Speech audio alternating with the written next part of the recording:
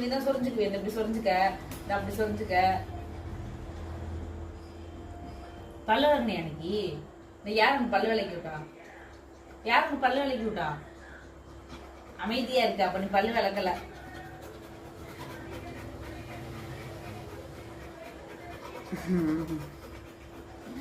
சொரியன் மாமி, சொரிஞ்சுட்டே இருக்கணும்.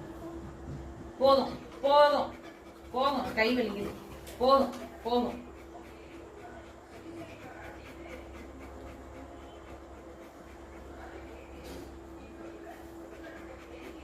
ஹலோ சொல்லு, ஹலோ சொல்லு, ஹலோ சொல்ல மாட்டியா? அப்ப நான் சொல்ல மாட்டேன். ஐஸ் ஐஸ் எல்லாம் தெரியும், எல்லாம் தெரியும், எல்லாம் தெரியும்.